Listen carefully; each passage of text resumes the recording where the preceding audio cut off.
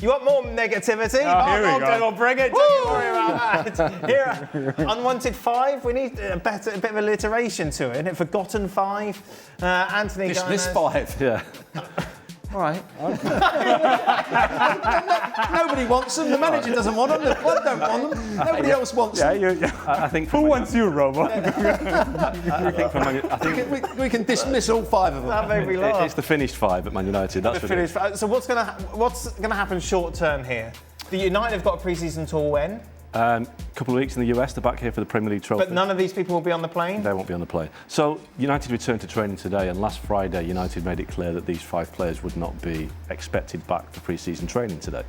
They are still being given the opportunity to train, so you have to make sure they're not contravening any kind of union PFA situations. They have to be allowed to train, but they're not training with the first team. They're not at Carrington. They've been told to have a few more days off. Right. And then when United are away on tour, they'll be able to train. The idea is that it's been made clear to the players, and apparently the players have made it clear to United that they don't want to stay, and vice versa. So United are using this time to enable the players to find a club. Now, it's going to be difficult because by doing what they've done, I think United have said to all the prospective interested clubs, we don't want these players, so they were worth that yesterday, but they're worth this today because we don't want them.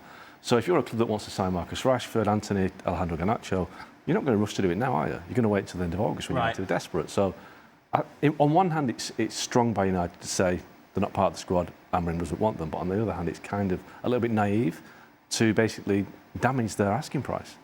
You make all this, Robert. They're kind of been ostracising this, Robert.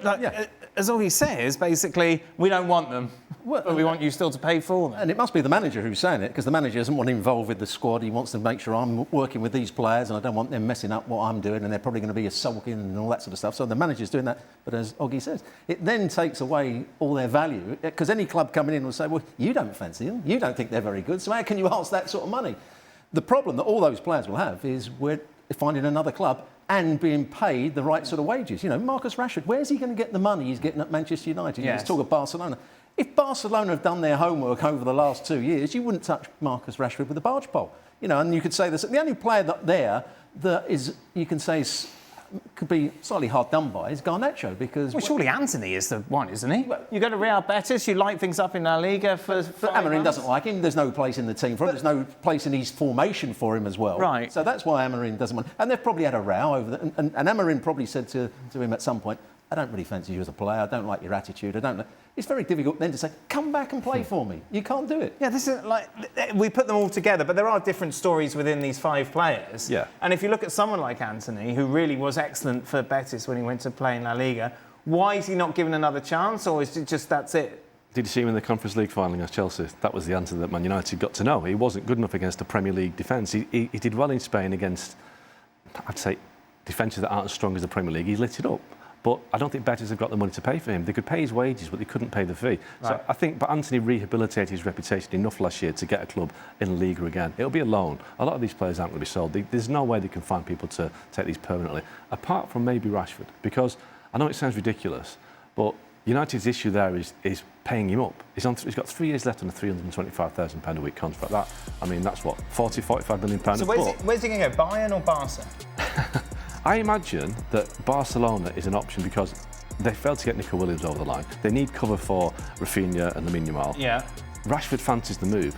It's the one club that Marcus Rashford might say to United, do you know what, I'll take a pay cut to go so we can sort it out that way. So it's the perfect move for Rashford, it's the perfect move for United. Do you think Barcelona are really interested in him, or is it Marcus Rashford's agent trying to push it towards Barcelona? That was my initial suspicion, but there is interest in Marcus Rashford. They probably see they could pick him up a little bit cheaply. He's got a pedigree that has kind of been buried under whatever for the last 2 years, but he's still a player that might use that, challenge to become the player he was again. But I think he's 27 later. If somebody goes off the boil, yeah. But it's his attitude that you see on the field, where he looks as though he's not interested and almost throws the towel in. And also, you can't have that. If anybody watching that would say, we can't have him at our club, that is disgraceful behaviour. Yeah, and also he went to Villa for 6 months, and people saying he did great at Villa. He scored 4 goals and 2 were against Preston North End.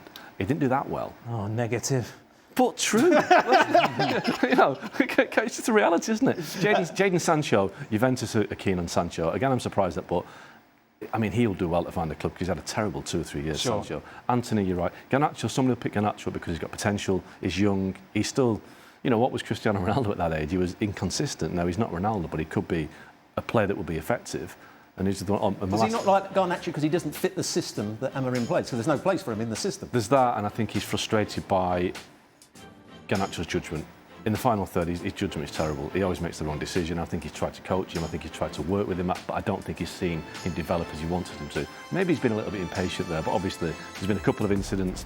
The one with the Marcus Rashford Aston Villa shirt the other week on Instagram, which is a bit naive, walking with an Aston Villa top on. So I think Garnacho is probably... United will see that as an opportunity to get some good money in because he's a homegrown player. They can use it all for PSR evaluations as pure profit. But he's not got a future under Amorim. So if we have to wait till the end of August for these players to leave, what's going to happen in the meantime with players coming in? Well, I mean, United hope they're not going to wait till the end of August, but I think reality is that clubs will not want to dive into these players now. They're still confident of getting Mbeumo over the line. Right. Brentford are holding it up a bit more. There's not a big gap between the valuations now. It's probably up to £5 million, but Brentford are holding out for that. They need to get a midfielder in. We've seen today that Monaco are keen on Andre Onana, which I think would be great news for Man United. 30 million, was it for Onana? That's what United want. Wow. Which I think they'll do well to get. Yeah. But they like to look at Emi Martinez. So they've got options, but they do need players to go out now. But as we said, those 5 players are going to be very hard to shift. So they need to start making some moves. But they're not the only club in the Premier League, to be honest. I'll be positive here. A lot of clubs, it's not just United. We need some sort of lightning. Yeah. There's a lot of clubs that are terrible. Yeah, a lot of clubs have made slow moves. So now it will get active because teams are back in pre-season training. Coaches will pressure on the directors, sporting directors, like we've got to get players in, got to get players out now. This has just come through. I'm not sure how much you know about this. Elanga looks like he could be on his way to Newcastle. £55 million is the fee that... From Forest. Yeah, which is a big fee. He's had one good season, and he had a decent season. A lot of assists last year. It made United look silly by doing so well at Forest, but apparently United get a £6 million sell-on bonus, so that'll pay Marcus Rashford's wages for a few weeks. There you go. Okay. Positive. There it is. Elanga, does Newcastle get you excited? He's a good player. He's a great counter-attacking player. If Newcastle want to play on the counter-attack, he's not quite so good in tight areas, but he's a good player. There we go. Lovely. That's positive.